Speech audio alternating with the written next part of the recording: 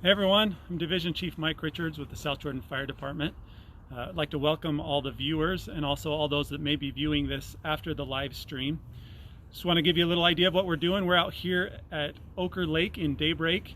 We're going to be talking about ice safety and also what you should do if you see someone fall into the ice.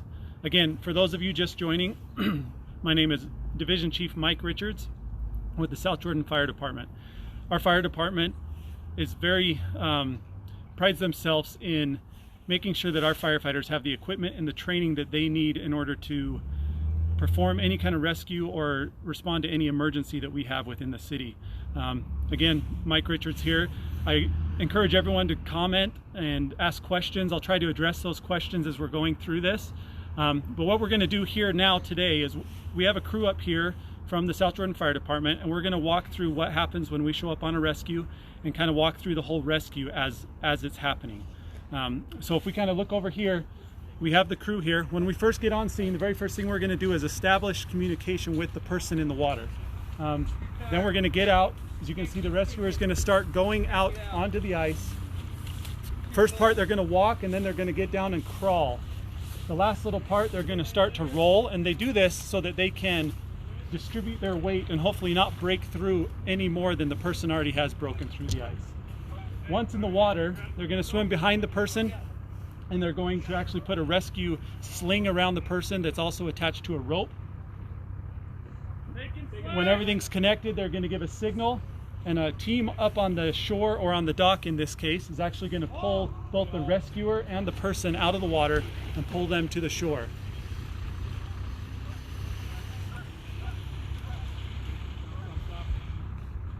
Once they get in a good spot, they can either stand up or the team can keep pulling them all the way to the dock. So this is kind of what happens when we get called out to a rescue. As you can see, this didn't take very long. You know, one of the concerns that people have is that we might take too long getting out here, and so they want to get out there and help the person, or sometimes, in some cases, it's a pet. They want to get out there and help the pet. We tell everyone to stay off the ice, and if someone does fall through the ice or a pet gets into the water, don't go after them. Call 911 and get us coming right away. We typically have a 3 to 5 minute response time, so we can get up here fairly quick, and then you saw how quick the rescue actually takes. Really, the ice here in South Jordan is not safe to be on. We have a piece of ice right here from right up in Daybreak Lake here. You can see that just actually broke right there, but the bottom half here is about 2 inches is ice, and it's porous ice, so it's very brittle and it breaks easily. The top part is actually packed snow, so that's really has no strength to it. It's just kind of packed snow, and so it's not going to provide any additional strength. You can't tell if ice is safe to be on by the thickness, because there's different types of ice, and really the type of ice that people go ice fishing on, for example, is not the ice that we have here in South Jordan in any of our waterways. So again, the ice here in South Jordan is not safe to be on, so please do not go out there. And if you see someone fall through the ice, call 911 right away. Or if you see an animal out in the water and someone attempting to go out there, call 911 right away. We respond the same. Question. Yeah. So if I personally fall in the water, what can I do? So if you personally fall through the water, or through the ice, into the water I should say, there's a few things you can do. First of all, you know, when you fall into the water, acute hypothermia can start to set in almost immediately. So, and then a person can be unconscious within 7 to 15 minutes. So there's not a lot of time. If you can kind of stay calm when you're in the water and not start freaking out right away, that helps. And then if you can get to the edge of the ice and kick your feet so that you become kind of horizontal in the water, that can help you kind of kick and get yourself up onto the ice. But really the hope is that someone sees you fall through the ice and calls 911 right away so we can get up here and rescue them.